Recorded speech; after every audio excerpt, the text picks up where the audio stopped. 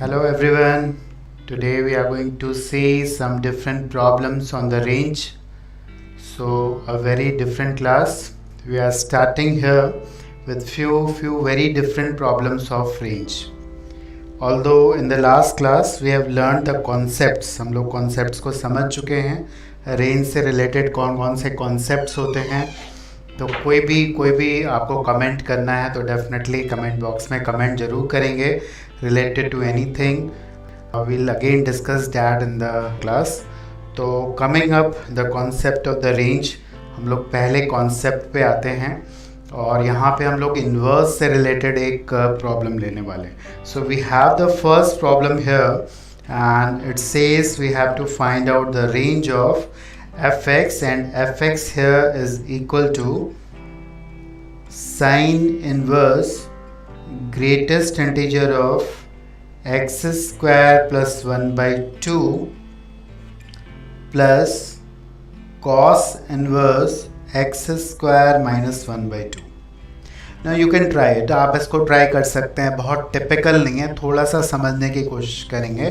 सबसे पहले आपको ब्रीफ कर दूं कि साइन इनवर्स की रेंज हमने पढ़ा था -π/2 to π/2 होती है, राइट. और कॉस इनवर्स की जो रेंज होती है वो 0 to π होती है. लेकिन यहाँ पे इनपुट में सारी x की वैल्यूज़ नहीं जा रही हैं. डैट मीन्स वो सारी वैल्यूज़ नहीं जा रही हैं जिसके लिए साइन इनवर्स डिफाइंड होता है. डैट मीन्स -1 to 1 सारी वैल्यूज़ यहाँ पे नहीं जा रही हैं. इसी तरह कॉस इनवर्स में भी सारी वैल्यूज़ नहीं जा रही हैं. एक हिंट है, आप देख पा रहे हैं यहाँ पे ग्रेटेस्ट इंटीजर है. ऑल्दो दोनों डिफरेंट हैं. एक के अंदर है x² + 1 by 2 और एक के अंदर है x² - 1 by 2. ग्रेटेस्ट इंटीजर है, इसको ध्यान देना. इसके अंदर ग्रेटेस्ट इंटीजर बैठा हुआ है साइन इनवर्स के अंदर, कॉस इनवर्स के अंदर. और ग्रेटेस्ट इंटीजर का आउटपुट सिर्फ एक इंटीजर होता है.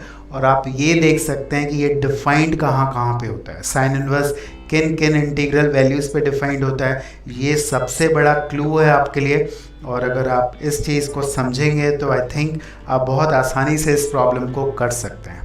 So let us look at the solution here. यहाँ पे सॉल्यूशन की बात करेंगे. सबसे पहले हम कोशिश करेंगे कि यहाँ पे हमारे पास x² + 1 by 2 है, तो कॉस इनवर्स के अंदर भी x² + 1 by 2 कर सकते हैं.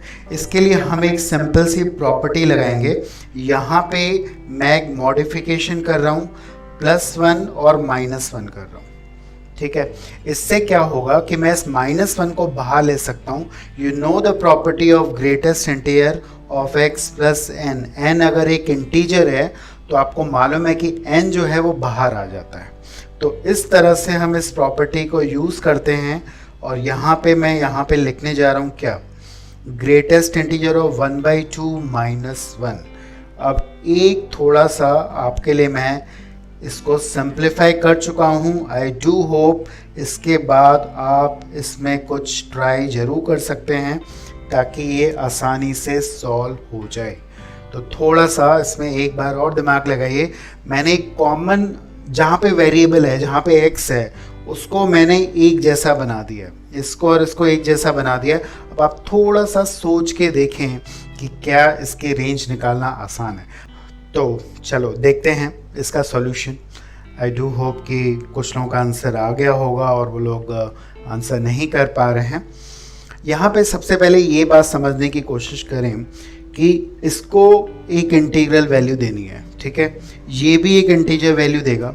अब साइन इनवर्स किन किन इंटीजर वैल्यूज़ पे डिफाइंड होता है, वो सिर्फ 3 इंटीग्रल वैल्यूज़ पे डिफाइंड होता है.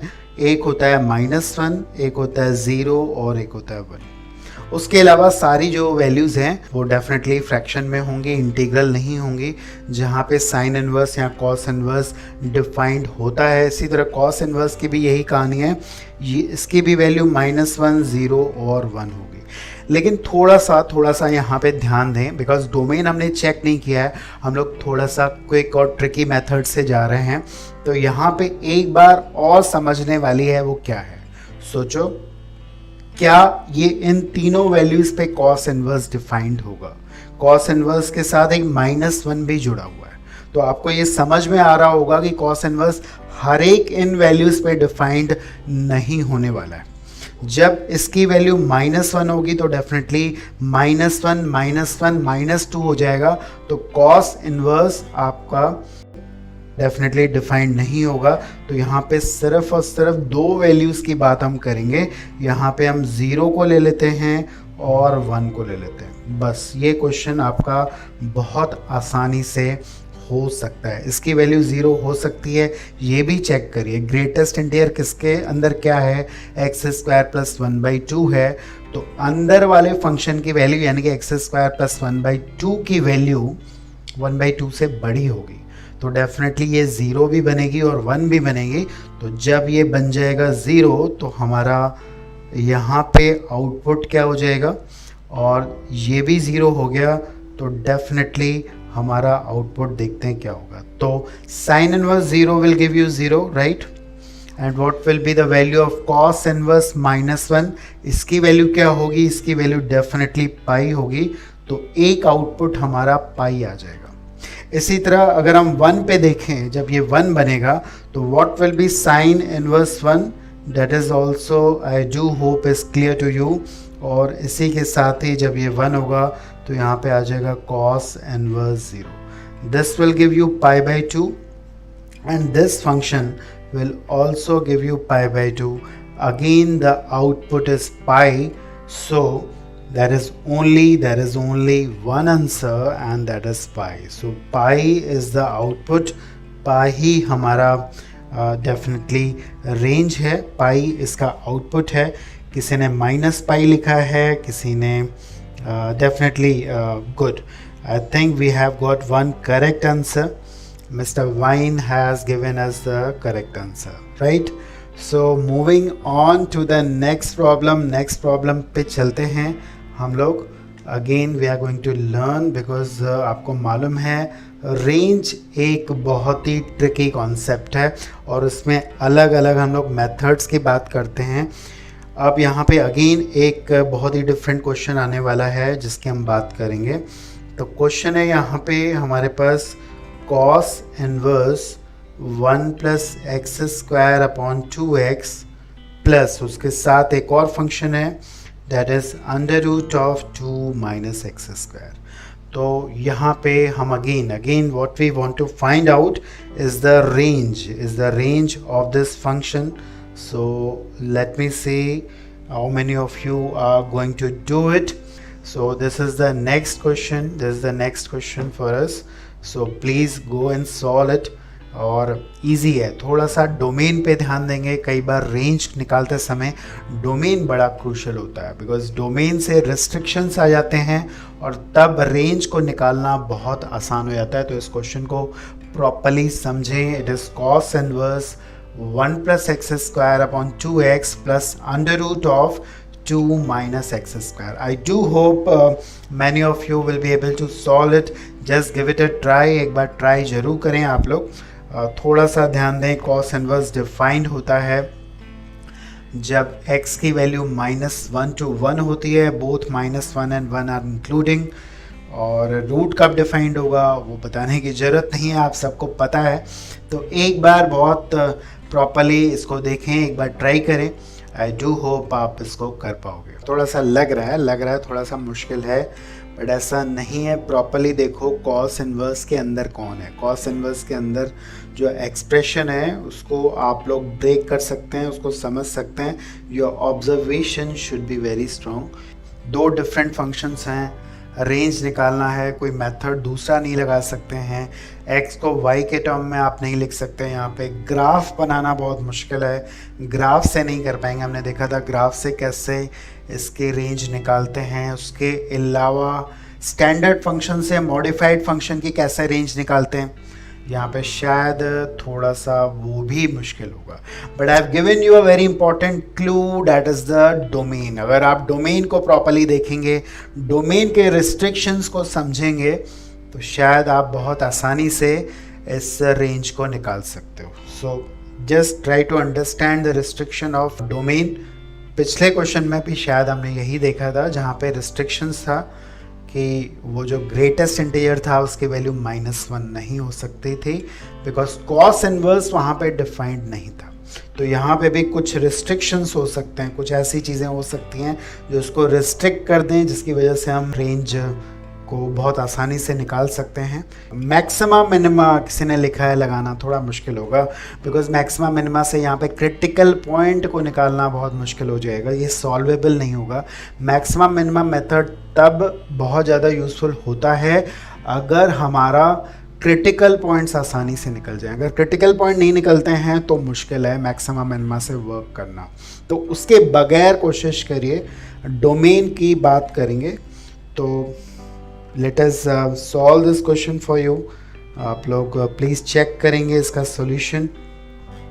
सबसे पहले आप इस कॉस इनवर्स वाले टर्म को देखें। इस टर्म को आप प्रॉपर्ली अगर देखेंगे तो एक इम्पॉर्टेंट फैक्ट यहाँ पे देखेंगे कि ये डिफाइंड हर x की वैल्यू के लिए नहीं होगा।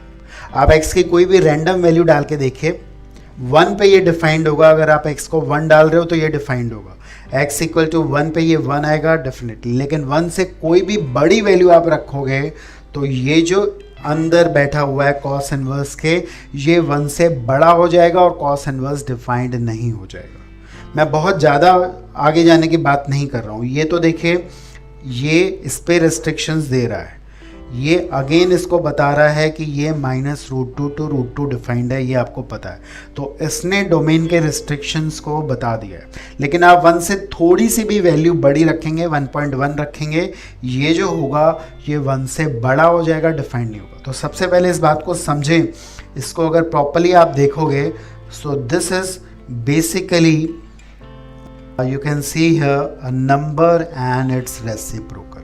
यहाँ पे नंबर और उसका रेसिप्रोकल अगर x पॉजिटिव है तो ये 1 से बड़ा होता है। आपको पता है दिस इज ग्रेटर देन 2, ये पूरी चीज़ 1 से बड़ी होगी, ये 2 से बड़ा हो जाएगा।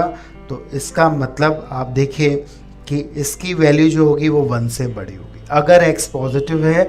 अगर x पॉजिटिव लगाएंगे और ये एग्जैक्टली 1 तब बनेगा जब x की वैल्यू 1 होगी। ठीक है, ये बात हमें क्लियर आ गई। अच्छा, x नेगेटिव डालोगे तो ये -1 से छोटा होगा। अगर आप x को नेगेटिव डालेंगे, ये भी बहुत इंपॉर्टेंट है, नेगेटिव वैल्यूज़ के लिए -1 से छोटा होगा। तो यहाँ पे सिर्फ और सिर्फ 2 वैल्यूज़ पे ये डिफाइंड होगा हमारे लिए, वो है जब ये 1 बनेगा या -1 बनेगा। ठीक है, और ये तब बनेगा जब आप x की वैल्यू 1 डालोगे।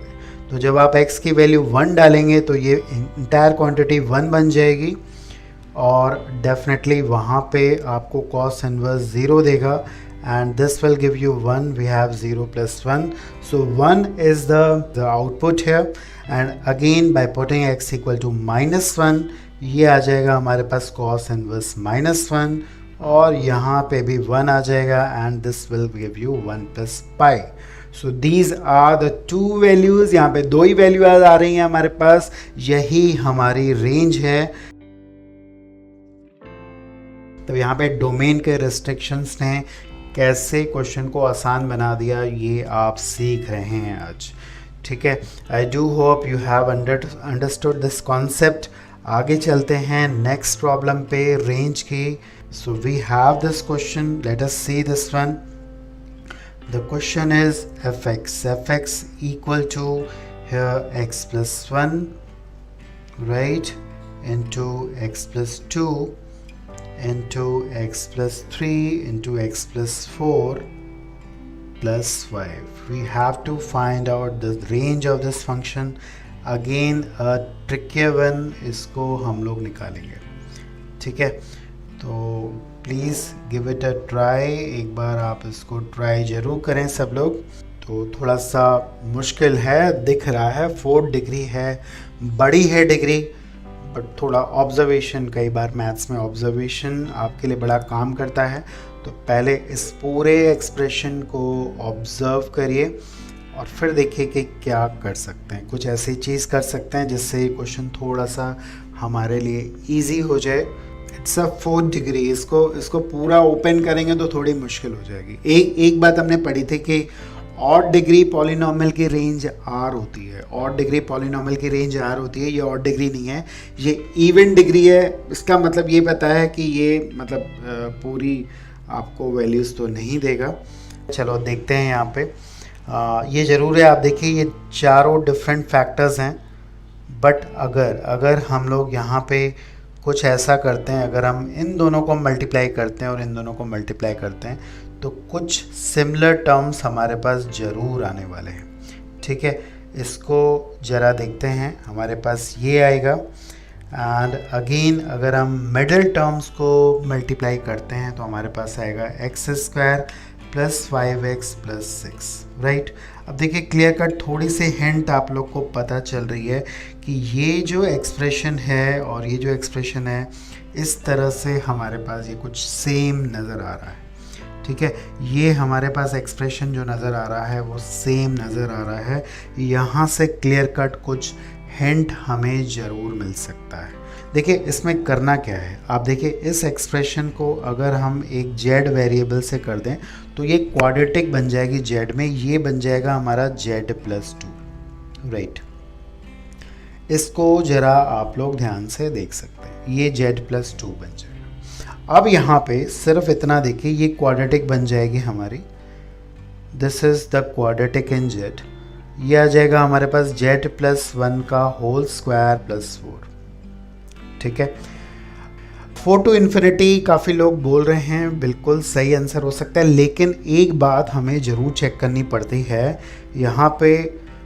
अगर ये आपने बहुत ज़्यादा डेप्थ में नहीं देखा है, आंसर आ गया तो आपका सही आंसर है, लेकिन एक चीज़ बहुत क्रूशियल है, एक चीज़ बहुत इम्पॉर्टेंट है, क्योंकि 4 टू इन्फिनिटी तब हो सकता है जब ये ज़ीरो बने। जब ये ज़ीरो बनेगा तब 4 टू इन्फिनिटी होगा, और इसका ज़ीरो बनने का मतलब है कि जब आप z की वैल्यू यहाँ पे रखेंगे x square plus 5x plus 4 plus 1, देखिए होता क्या है कि इसकी वैल्यू ज़ीरो बननी बहुत ज़रूरी है, यानी कि इसके रूट्स रियल होने बहुत ज़रूरी है। अगर ये रियल रूट नहीं है तो इसका मतलब ये ज़ीरो नहीं बनेगा, और फिर आपको मिनिमम वैल्यू इसकी ज़ीरो नहीं मिलेगी और मिनिमम वैल्यू 4 नहीं मिलेगी। तो गलती से ये आपका सही हो सकता है, लेकिन इस बात को ध्यान रखिएगा, हमेशा आपके पास ऐसा एक्सप्रेशन नहीं आएगा। इस केस में इसके डेफिनेटली रियल रूट्स हैं, ये ज़ीरो बनेगा और आपको ये 4 ज़रूर देगा। तो 4 to infinity is the correct answer, 4 to infinity is the correct answer. X की वैल्यू इन्फिनिटी तक जाएगी, अपर रेस्ट्रिक्शन कोई भी नहीं है, और ऊपर तक जाएगी, इन्फिनिटी तक जाएगी। एक्स को आप इनफाइनाइट डालो, सीधे इन्फिनिटी आ रही है, तो इसकी वैल्यू 4 टू इन्फिनिटी ज़रूर जाएगी, ये चीज़ देखिए। लेकिन एक बात जो मैंने आपको बताई ये बहुत ही क्रूशल है, बहुत ही इम्पॉर्टेंट है कि इसका ज़ीरो बनना ज़रूरी नहीं। ठीक है, ये ज़ीरो बनना चाहिए, बिकॉज यहाँ पे सिर्फ जेड नहीं है, जेड एक्स से कनेक्टेड है, और ये ज़ीरो तब बनेगा जब इसके आपके रियल रूट हों और इसका D definitely greater than zero है, इसका डिस्क्रिमिनेंट ग्रेटर देन ज़ीरो है, तो इसके रूट्स रियल बनेंगे, ये ज़ीरो भी बनेगा। लेकिन अगर कुछ ऐसा एक्सप्रेशन आ जाए कि इसमें ये डी ज़ीरो ना हो, डी ग्रेटर देन ज़ीरो ना हो, डी लेस देन ज़ीरो हो, तो आपको इसकी मिनिमम वैल्यू देखनी पड़ेगी और तब आप इसकी रेंज निकाल सकते हो। I do hope this important point is crucial to all of you. Right, now we are coming to the last problem, and a very again a good problem. इसका हम लोग बहुत कुछ देखने वाले हैं।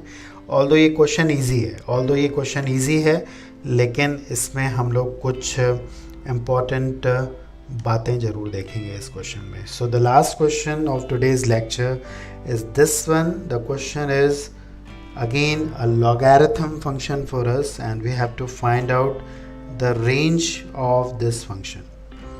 It is x upon x square minus 1. Okay, we have to find out the range of this function. इस function की हमें निकालनी है range.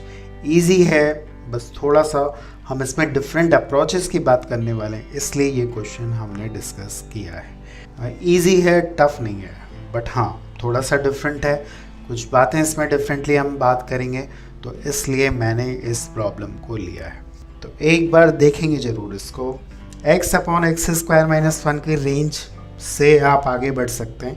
देखो फंक्शन के अंदर फंक्शन है, रूट को लास्ट में देखेगा, लॉग को सेकंड में देखेगा। पहले किसको देखना है आपको बताया गया है, पहले देखना है x upon x square minus 1।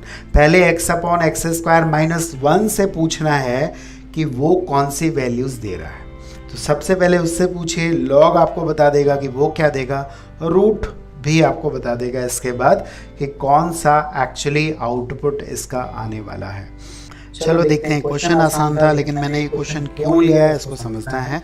थोड़ी ग्राफिंग वगैरह टेक्निक्स भी यहाँ पे हमारे काम आने वाली है। I am going to discuss this, so watch it properly, अच्छे से देखेंगे। सबसे पहले अगर आप इसकी रेंज निकालेंगे, let me put this two by. कोई बताएगा इसकी रेंज क्या है? हमने पढ़ा था x को y के टर्म में कन्वर्ट करना है, तो यहाँ पे आ गया x square y minus x minus y is equal to 0। For real x we know d has to be greater than 0, so for real x d का होना चाहिए ग्रेटर देन 0। तो यहाँ पे अगर हम इसका डिस्क्रिमिनेंट निकालेंगे तो हमारे पास कुछ ऐसा आ रहा है। Now this is always positive, ये चीज़ हमेशा 0 से बड़ी है, ठीक है। तो इसका मतलब y की वैल्यू हमारे पास जो आएगी वो क्या आएगी, हमारे पास वो आसानी से हम देख सकते हैं कि y की वैल्यू सारी आएंगी, सारी रियल नंबर्स आएंगी, ठीक है। बट यहाँ पे coefficient of x square y है, ये भी हमें चेक करना पड़ता है कि क्या y 0 होगा। अगर आप y को 0 पुट करोगे तो यहाँ पे x 0 आ रहा है, डेट मीन्स x के रियल वैल्यू के लिए y 0 है। तो इसका मतलब y बिलोंग्स टू r, यानी कि इसका रेंज जो है वो ऑल रियल नंबर्स है, ये हमें पता चल रहा है, बड़ा आसानी से हमें पता चल रहा है। तो अगर ये सारे रियल नंबर्स दे रहा है, हाफ बेस है, लेकिन लॉग लेने के लिए तैयार नहीं है। लॉग क्या लेगा इससे, लॉग लेगा 0 से इन्फिनिटी तक की सारी वैल्यूज। लॉग तो लेगा 0 से इन्फिनिटी तक की सारी वैल्यूज, और हाफ है तो हाफ के बेस पे इसका रेंज हो जाएगा, वो हो जाएगा हमारा क्या, माइनस इन्फिनिटी से इन्फिनिटी। तो अब ये हमें माइनस इन्फिनिटी से इन्फिनिटी देगा, लेकिन रूट बोलेगा भाई मैं डिफाइंड नहीं हूँ। अगर अंदर वाली क्वांटिटी नेगेटिव है तो मैं डिफाइंड नहीं हूँ। डेफिनेटली रूट हमेशा एक पॉजिटिव क्वांटिटी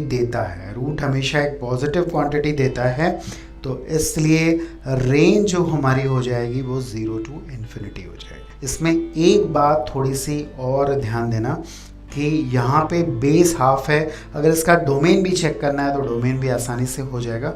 डोमेन के लिए दो कंडीशंस लगेंगी, एक x upon x square minus 1 greater than 0 और लॉग यानी कि रूट के अंदर की क्वांटिटी भी ग्रेटर देन 0 होनी चाहिए।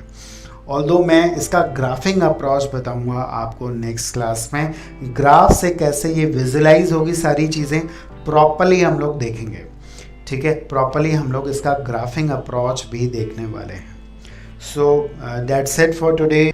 Thank you everyone.